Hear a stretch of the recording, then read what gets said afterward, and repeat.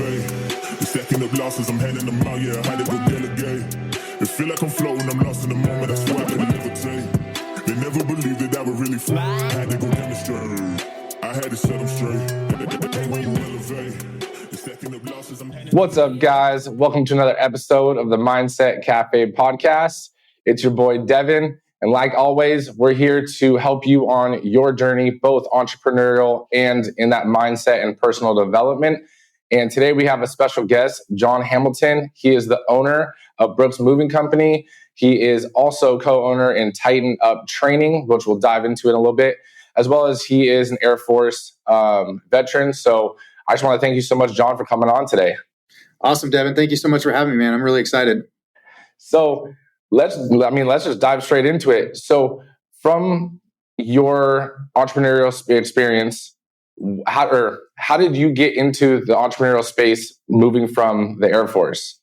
Oh man, that's a great question. So for a long time growing up, I was always very interested in business. I enjoyed business. And I always wanted to figure out how to kind of generate that passive income and position myself for later on in life, not working like my parents, at 40, 50, 60 years old, trying to get the last dime. So I've always had a huge interest in business. I always knew in the back of my mind that it was something that I wanted. And I think the Air Force was kind of one of those last ditch efforts when stuff went a little bit sideways coming out of college. And I'm grateful for the opportunity, man. It's taught me a lot. It laid a foundation. And believe it or not, the military is really structured like a business. So I was able to take the organizational structure and all these things and apply them. And so it was a great path. It's a fun path. What led you to joining the military? I mean, you said you just kind of mentioned that you went to college and then you joined the Air Force. Like, what was that like? I did, yeah. So I like to phrase it as a series of unfortunate events. Okay. So, I went to college. I was, to be completely honest, my dad was a doctor. I always felt like it was something I had to follow, but I did have a passion for medicine. I enjoyed it. I ended up getting my EMT. I enjoyed that type of stuff. And I guess a year and a half, 2 years into college, I sat down with my dad and I was like, yeah, I think I want to go the doctor route. It's time to make that decision. And he was like, John, I just don't think that this is the lifestyle that you want. Like, I know how you are. I know how type A you are. You like fast pace. And he's like, honestly, I don't suggest it. He's like, you don't want to be tied to a beeper for your entire life. You don't want to get in phone calls in the middle of the night, or on vacation when you're trying to spend time with your family. I think you could find something better, man. So I really took that to heart. And I was enjoying the education that I was getting because it was, it was a lot of medical, type stuff. So finally I took a back seat and I was like, you know what, let me dive further into what I'm going to be doing. And so I was like, it's time to make a turn. So I made a turn, I pivoted, and I actually jumped into school to work on a fire science background or bachelor's degree, while also going to fire school. So I went the fire school route, really actually loved that. It was a good time, a lot of camaraderie, a lot of great guys. And this was like 2007 timeframe, 2008. And right as I graduated, they had a huge hiring freeze throughout the state of Florida. So I was stuck in this position where I had I had my EMT, I had my paramedic, no, I didn't have my paramedic at the time, excuse me, but I had my firefighter 1 and 2, had all the necessary credentials, but I was just another guy in the pool with no credibility, trying to scrape for a job. And, I saw it as a long process and not something that I could jump into immediately. So I'm trying to figure out where I'm going. I'm bartending. I'm, waiting tables. I was like 19 years old, 20 years old, trying to still figure out life. And, man, one day I woke up, I went into work and they were just like, hey, we just don't need you. And I never got a reason why I was fired. I don't know if it was like a business decision, if business was dying down, what it was. I got laid off. And so I was waiting tables at Carrabba's. And I was like, all right, well, no big deal. I'll go to my bartending job / barback job. And, and this was in Orlando. I'll show up and I'll be fine. So I'll figure this out. So I went to I went to my job that night. This is a matter of like a day or two. And I show up and ready to go through the meeting. And then the manager's like, hey man, I need to talk to you. Get pulled aside, fires me. And I'm like, dude, what is going on right now?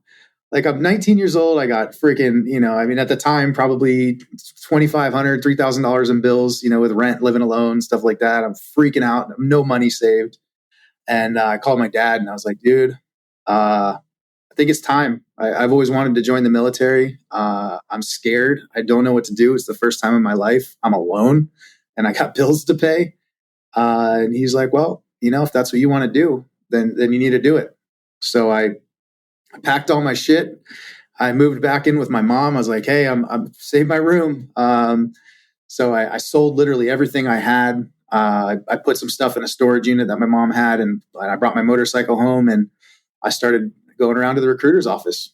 And so from there, long story short, and I could go into it, but I walked into all the offices, started with the Army, went to the Marines, went to the Navy, went to the Coast Guard. And actually, the Coast Guard was the first one that I pursued because I wanted to be a Coast Guard rescue swimmer.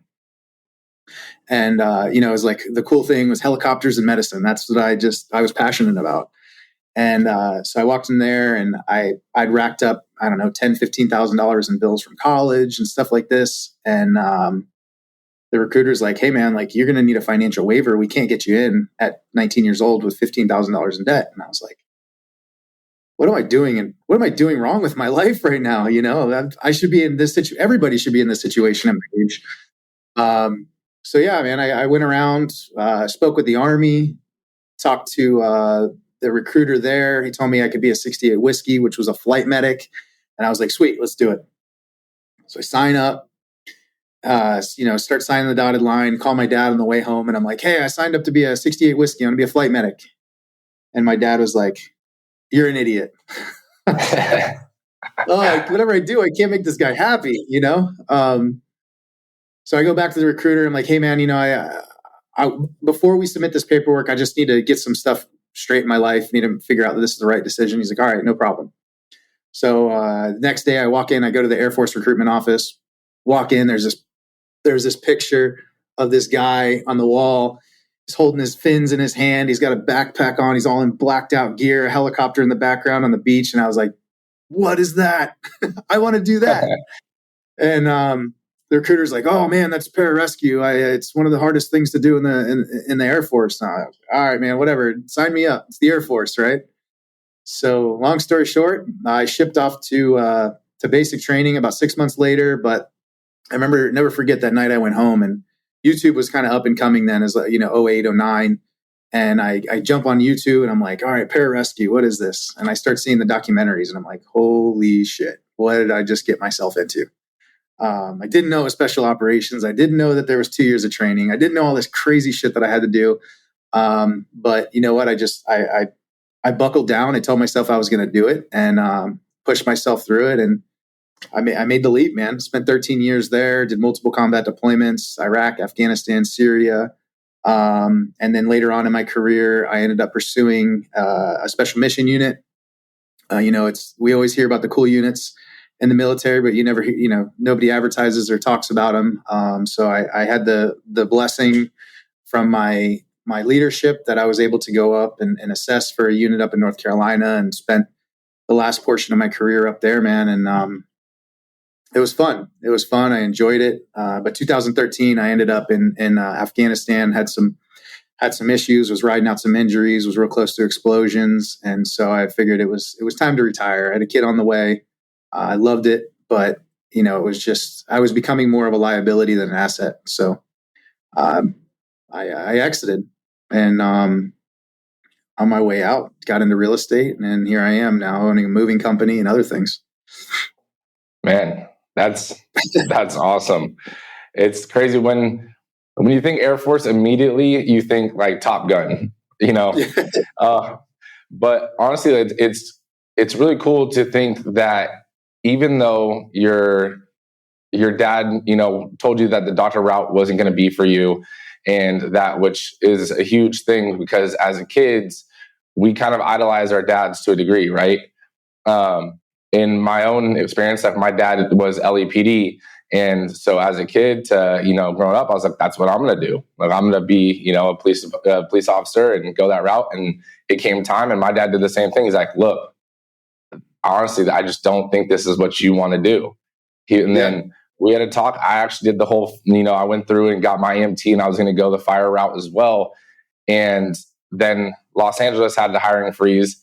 And I also was starting my own business at the time and realized, I was like, man, I think I'm doing this because it's the comfortable job, and it's, everyone kind of just goes the route that's going to be the most comfortable. But I was like, I really think I could do this entrepreneurial thing, And so similar to your journey, it's crazy because you start off one way, or you think you have your life planned out, and a series of unfortunate events, like you said, could happen. A similar thing happened to me, getting let go of a few things, and it felt like my whole world was coming down. And that can lead to almost the real journey that you're on. Because if those events didn't happen, then you wouldn't be sitting here, and we wouldn't be talking right now, and you wouldn't be starting up Titan training, which is, going to be an amazing thing once it launches. Right. So those unfortunate events were truly a fortunate event in your life. Right. Absolutely.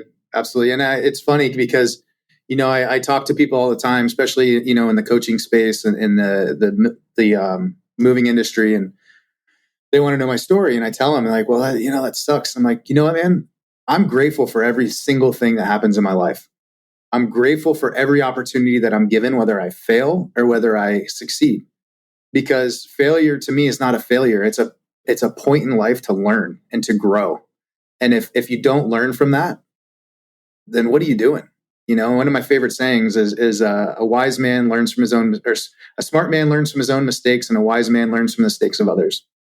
So my favorite thing was always, implementing what I learned, and then positioning myself with people around me that have failed, that are bigger than me and better than me, and that, I can learn from their mistakes and not do that stuff. Sometimes we might think that we're a little smarter than them, but we you slowly learn that as you get older and more mature, and you start to lose your ego and you work on yourself, that it's a strong thing that can be harnessed to help you grow as a person, as a business owner, as a leader, and you get to help, and you get to grow people together, and it's cool, man. It's fun. No, and I think like a huge piece that you just said too was losing that ego and having a sense of humility. And realizing that you don't know everything, that you're not your best that you can be, and learning the biggest part right there was, learning from not only your mistakes, but from the mistakes of others.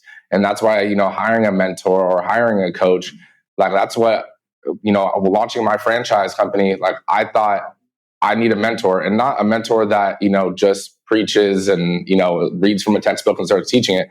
But we hired a mentor that actually launched a franchise company as well. He already did all those mistakes. So like you said, I value his time that he made those mistakes and the mistakes he made, so I don't have to make them.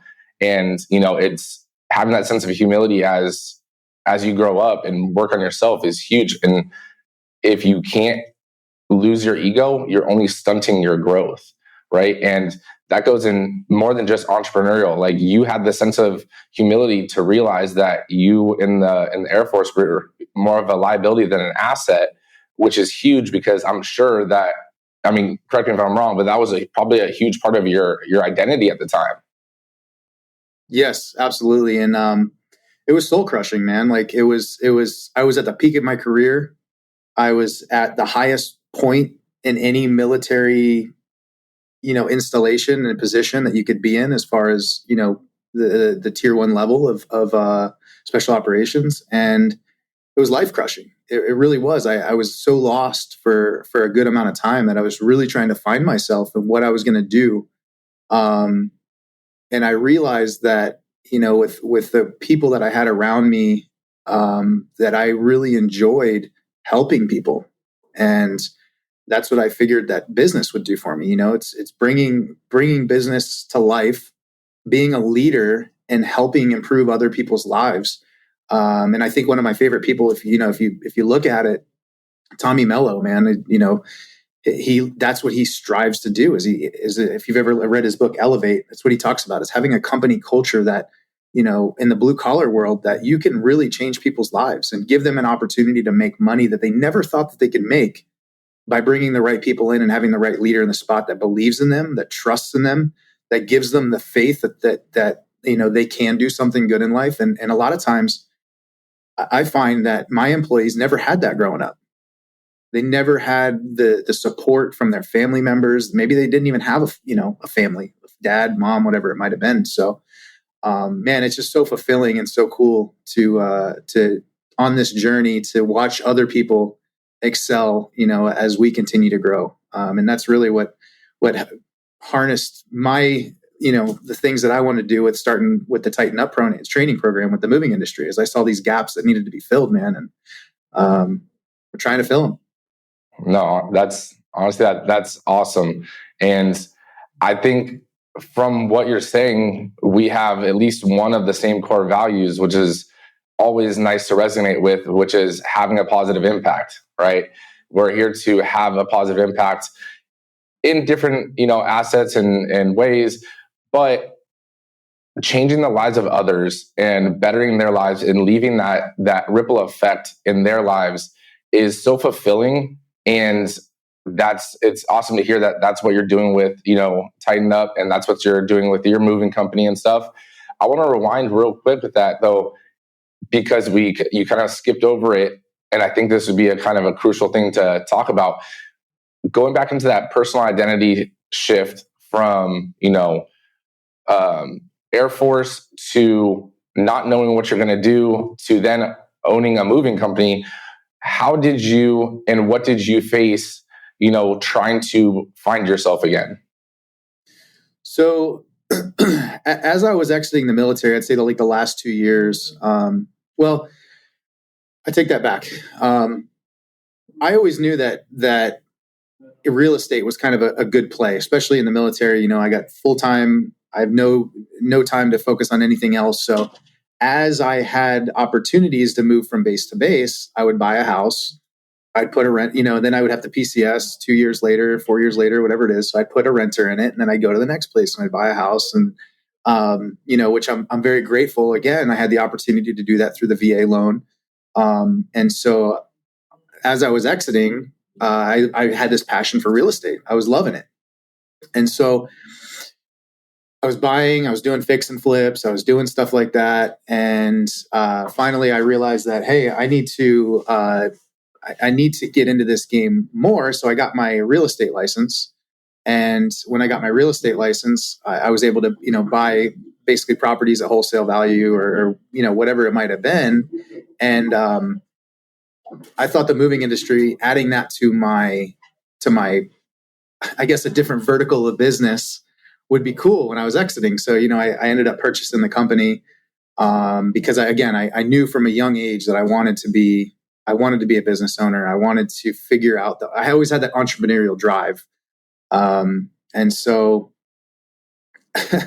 it was tough, man. It was tough because I learned a lot of things as a new leader in the military and as I grew up, and coming from the culture of, almost hazing, to actually going to a place where I wasn't hazed, I was mentored, and realizing the positives and the negatives of both sides, and really how productive the things are. It was a switch just went off for me, and I was like, man, like this entrepreneurial thing that I'm aspiring for in the back of my head that I just couldn't put my finger on what I wanted to do. This is now giving me an opportunity to fulfill that. And man, I see it so much from guys that exit the military that they just can't find the sense of fulfillment anymore. Jumping out of airplanes, shooting guns every day, being around the bros, the last thing you're worried about is money, because you know what your check's going to be. You know what you're doing every single day. You don't overreach yourself, and you have all these opportunities. When you're on deployment, you're stacking cash. When you're going on TDY, which is like a extended, training session somewhere in a different place of the country or the world or whatever it is, you're able to stack cash because you're getting paid to do this stuff. Not that the military pays great, but you learn to live within your means, and when you're going to get a little extra bonus. So really, it was a great opportunity getting out that I was able to find that. And now I was able to conquer something else in life that I wanted to do. And coming into the military, I'll be honest, man, growing up, I never had the self-confidence to ever grow up and be like, man, I'm going to be in special operations. I always had this self-doubt in my mind. But I think through the process, I was able to build the resiliency and the faith and the trust in myself. And just knowing that, hey, I just trained for 6 months before I left for the military. And if I've been not bragging, but everyone's asking me where I'm going, what I'm doing, I can't let these people down now. I can't quit, because if I do, it was a weird point, man. Like you said, you dealt with the hiring freeze. I dealt with the hiring freeze. The military was overstaffed. So if you were like quitting in the pipelines, in the special operations career fields, you're getting pushed out of the military completely. So really a lot of it was just the mindset that I was able to have and push through that. And I built that through my career. And when I got out, it was like, all right, cool. I have this new fresh mindset. I'm back in the real world. How do I make an impact? How do I pursue something else that that I want to reach now? Because I've reached the pinnacle of my career at 29 years old. How do I keep going up? And it's crazy. I actually had a podcast with one of my old operational psychologists recently, and the hardest thing getting out of the military is finding that sense of purpose again, because you get to this pinnacle and you go, okay, I'm here, but where is this sense of fulfillment? Where is this sense of excitement? Like, I thought once I got here, man, I'm going to be so fulfilled. And it's the same way with business. It's the same way with money, man. Like, you end up, I just made $1 million. That's cool. I don't feel any different. What impact am I having?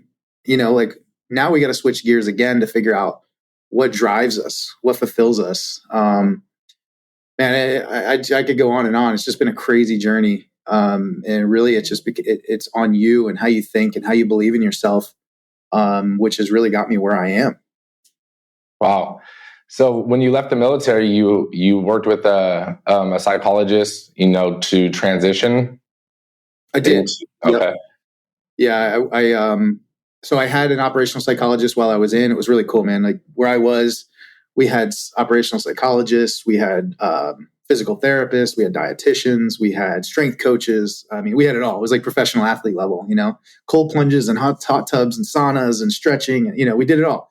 And getting out of the military, I was grateful. I had the opportunity to work with them to help me, restructure and reframe my mindset as I was going out into the real world, and continue to be fulfilled and not fall into the state of depression, anxiety, and all the things that, you see guys go through when they exit, and believing in myself and starting a business and bringing the same mentality to the business that I had every day in special operations. It's life-changing. It's life-changing. And that's what I told guys is when you get out, you have to find something you're passionate to do. Because if you don't, you're going to be stuck in this cycle of misery. No, that's awesome. I mean, it's really cool that you had the, again, sense of humility to know that working with a psychologist, after the fact, even though, I mean, do you think that you worked with a psychologist or afterwards because you had exposure to it while you were, in service? Or if you didn't have that same exposure, do you think you would have sought a psychologist afterwards? I don't, man. A lot of guys in the military, and I was guilty of it as well, is that, we suffer from this. Again, I think it's ego, right? You don't want to go in and you don't want to tell people your feelings. You don't want to tell people how you're sad or you're anxious or you're depressed or whatever it is. And there's actually, it's called operator syndrome. And it's truly a dysfunction of your endocrine system from all the high intensity, high stress, all the activities that you do in the military, jumping out of planes, shooting guns and gunfights, all this stuff. And guys come back and they just bottle it up and bottle it up and bottle it up. And they don't want to speak to people because they're too cool. Their ego's too high. You can't touch me. I'm a barrel chested freedom fighter. But to me, a real man is the one who's able to harness that and grow from it and talk about it. And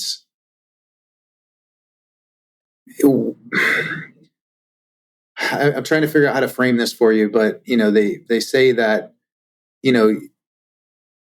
coming back from war, essentially you have blood on your hands, right? If you don't cleanse yourself of that blood on your hands, you're just going to spread it to everybody around you. And so that's why it was so important for me to go back and sit down and talk to somebody and unpack some of the things that I had done and I had seen, to make myself process things better, to understand myself and learn more of myself. And for me, it was really a journey of like perfecting my mindset and self mastery, really is what I call it. Right? How do I self master? And I think it comes with a lot of introspection. I think it comes with a lot of discussion, and it boils down to having the humility to open up and talk about it. I honestly, I agree, and I think that's huge. And I'm just sure you're in the same way. But I wish more people would do that and let go of your ego a little bit, and realize that you don't have to be Mr. Tough Guy or Mr. Tough Girl all the time, right? There's a time and place for that, and there's almost like a professional athlete, like you said, right? There's an identity to it, and if you're a Laker fan, or, just because I'm going to reference Kobe, but, having like the Kobe identity or like the Black Mamba identity, right? And that's how you should be able to live your lives, especially as men and as, fathers. I have a daughter, so it's like when I'm around her, I'm a lot different than if I'm around, my team, my staff, if I'm doing anything else, if I'm in the gym, completely different persona, right? Yeah. But it's one of those things where you can switch and you don't have to be Mr. Tough Guy or Mr. Cool Guy all the time. And also when you're coming out of something as serious and life-changing as the military and any, field of it, it's one of those things where that, like you said, everything can just compile and compact on top of each other until it's going to explode at one point. Like you can't just jam pack something that tight. Right. So that's honestly, I commend you for that and having that humility. Let's go back. You said that your moving company was actually an additional revenue stream or a supplement to your real estate. What was that realization that there's other ways to make money, or even other companies to form to basically add to your actual business? Man, that's a great question, because the further and further I get into business, the more opportunity presents itself. But, with this podcast, obviously, the Mindset Cafe, life's about mindset, man. It really is. You have to be an opportunist. You have to be a realist. And every single thing that I see or I do or I hear, instead of being like, no, we can't do that, I try to pull out like, what's the opportunity here? How do I bring this into my life? How do I bring this into my business? How do I bring this in to supplement something and make it better? Whether it's income, whether it's, whatever it presents itself in life. So I saw the opportunity to add that to the real estate side and grow. But life's about perception. And if you're perceiving things as a threat, or if you're perceiving things as, oh, I can't do that, you got to believe in yourself and figure out how to position yourself to fulfill the things you want to do. No, that's exactly. So would you think, talking about mindset, do you think that you have to keep your mind open and looking for opportunity to seek out opportunity? I think it's, I read it in a book the other day, and I don't remember who said it, but it's like the red car theory, right? Mm-hmm. It's one of those things that when you start processing things in a manner that you're looking for opportunities, you're going to start seeing them everywhere. If you're a person that's negative and you're waking up and you're not having gratitude, you're not doing all these things that change your perception of life and how great life really is, you don't process it correctly, and you see like, oh, that's just a hindrance, or that's no, I would never do that, or whatever it is. The red car theory is you go out, you want to buy a red car. Now, when you're driving around, every time you pull in somewhere, you're like, oh, red car, red car, red car, red car. And that's so applicable, because when your brain is trained that way, you wake up in the morning and you start thinking about these things and you start having conversations with people. you start finding these little links that you'll be like, okay, yeah, that makes sense here. I can implement that, or I can change that, or that's a business opportunity, or with this business opportunity, I can add this in, which is working either in parallel with my business or works exactly with my business. So it's you got to grow. You have to work on your own mindset in order to find that and not be a negative person. No, definitely. And I think I like the perception thing, because I say that as well. Life is all about perception, right? Life is, and the world isn't the world. The world is basically how you see it, and how you see it is your own perception of it. And so if you can change your perception, you can change your world, essentially, right? So if you're looking at everything as woe is me, and man, everything is going wrong in my life, well, then everything that does present itself is going to seem like it's something else that's wrong, right? Versus if you take that, and like we talked about earlier, you extract the lesson, you learn from it, you learn from other people making mistakes. Now you're seeing everything as lessons and opportunities to grow, and all of a sudden things just start popping up. What part of, or maybe you were doing it in the military, were you reading and doing other personal development stuff, but besides working out? Because I'm sure you were physically active in the military and stuff, but were you doing that during the military, or was that something that you kind of added in afterwards? I think more towards the end of my career, when I got around elite people, elite individuals, and I had access to those things, I started realizing how important it really is. Again, because I think I was full of ego in high school, but I didn't truly believe in myself. I was a good football player, I was a good wrestler, but I still felt like I lacked the faith in myself to go do something hard. So when I was around the people that thought like that and acted that way, it inspired me to learn more about myself and to learn more about how I can wire my brain to do whatever the hell you want to. Whether it's be super successful or be a super successful drug addict. You know what I mean? Like it's the same DNA that's in your body, because if you really think about it, I forget what the gene's called, but think about a crackhead, a desperate crackhead, right? How resourceful are they to go find crack? Yeah, very. Dude, they'll sell the shoes off their feet to go get crack. It's the same thing as a business owner. You have to be that resourceful in order to get yourself through the hard times. Whether it's not paying yourself, whether it's taking money out of your own pocket, whatever it is, firing your entire staff and doing it yourself, like you find out these things to be resourceful. And it's funny because you see these people coming from this one extreme to the other that are ex-drug addicts and being extremely successful in business. And it's the same drive and the same gene. But I was able to learn that through the people I was around, the books that I read, and the access to, like you said, psychologists. And then, I got out, started listening to more and more podcasts. I got into business. I started being in rooms with people that were, had 17, 15, $20 million businesses.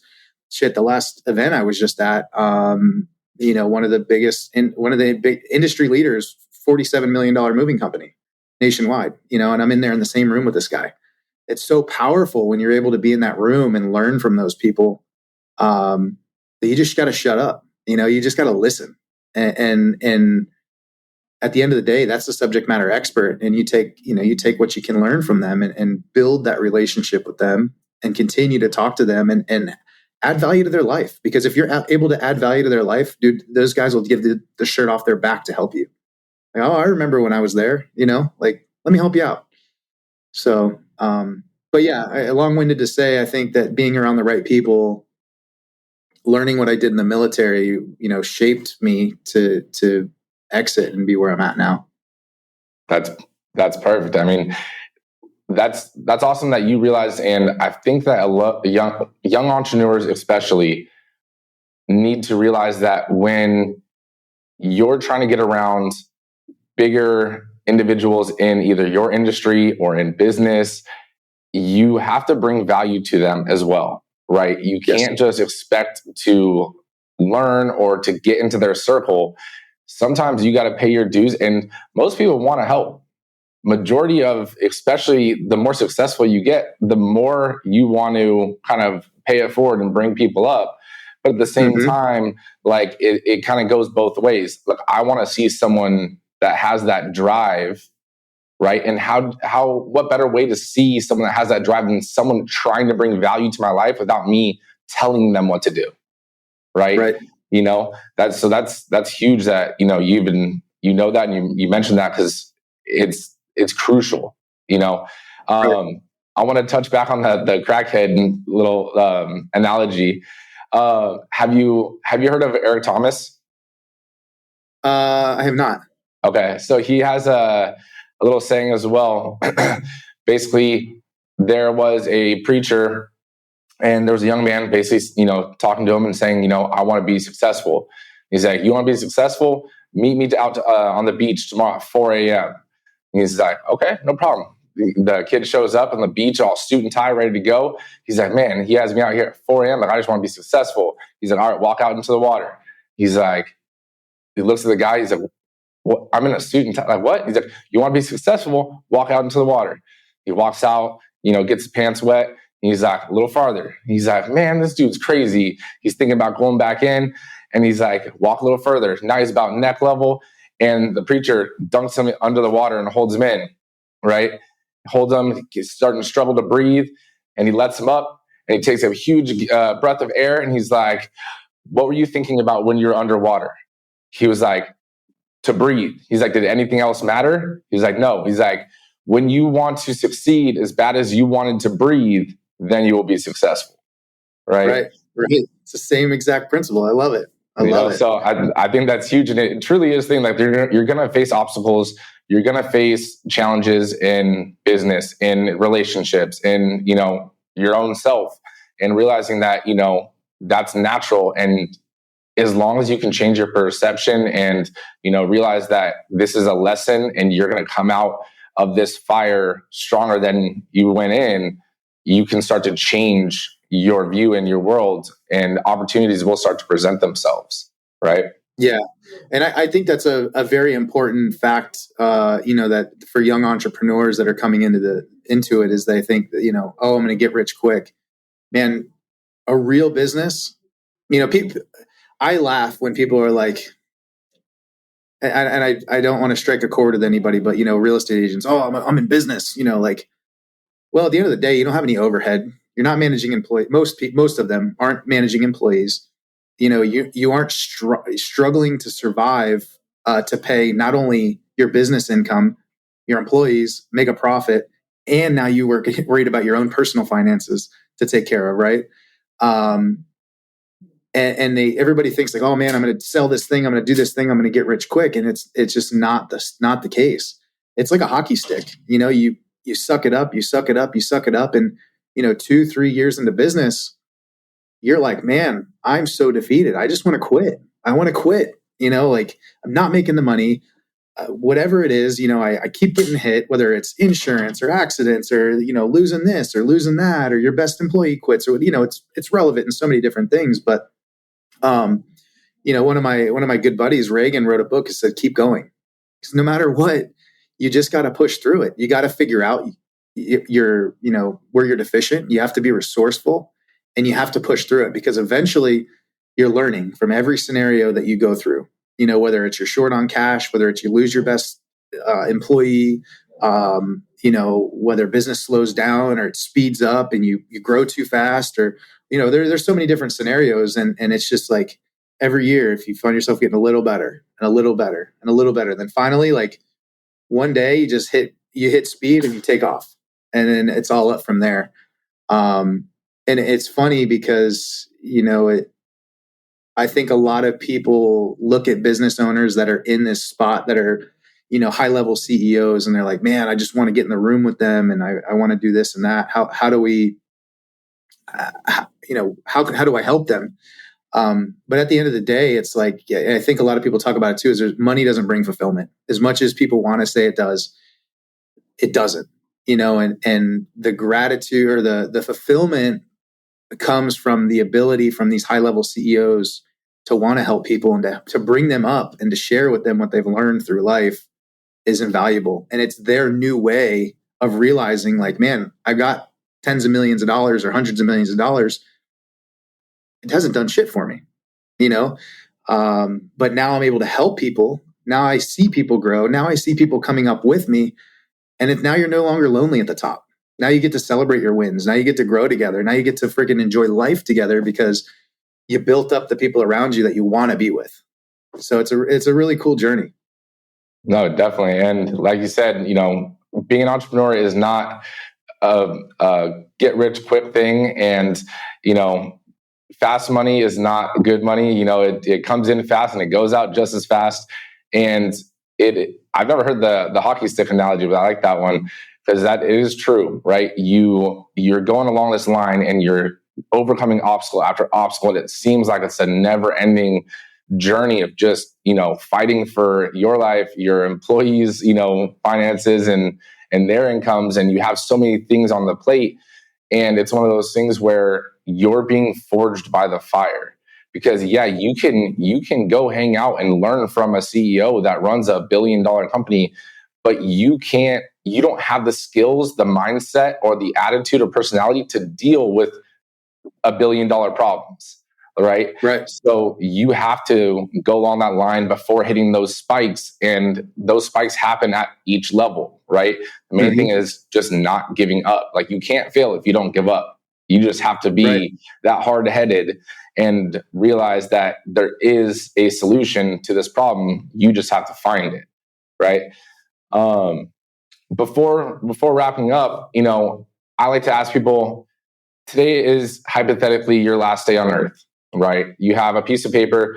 You get to write down one piece of advice, basically to leave with all of your knowledge and all your experience. What would that knowledge that you would leave to the world be? I think the biggest piece of advice that I can give anybody that's young is kill the ego, because at the end of the day, nobody cares how cool you are. But learn from every single thing that you do in life and be grateful that you had the opportunity, whether it's positive or negative, that you were able to go through that and learn from it. Because at some point in life, you're going to look back, you're going to realize what you learned from that position that you were in, and you're going to be able to apply it. And it's going to be so much easier to get through. And it's applicable in life. It's applicable in business. And it's applicable in any aspect of relationships. Like I failed my first marriage, right?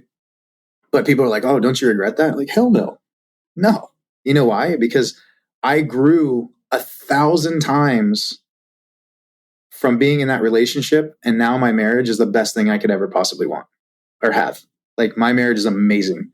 I have a beautiful wife. I have beautiful kids. And I learned so much that now I'm in a position where I'm just grateful. I'm grateful for the opportunities. I'm grateful for everything that I have every single day, and I'm grateful for the situations and circumstances that I get to learn from every day. Wow, that's pure gold right there. Where can people connect with you and learn more about, what you're doing with Tighten Up training and everything that you guys are going to be launching soon? Yeah. So my Instagram handle is at Invested in Real Estate. John Hamilton on Facebook, Tighten Up Training. If you guys are following, Tighten Up Training is more for the moving industry, but we are busting off into the service industry side of things. So, any of the blue collar type work, helping industry leaders grow their business, grow their life, and be successful. That's awesome. Hey, John, honestly, I want to thank you so much for taking the time out. I know you guys got a lot of filming to do today at Tighten Up Training. So thank you so much for coming on. And guys, please like and share the show with a friend. And until next time, see you guys later. Peace.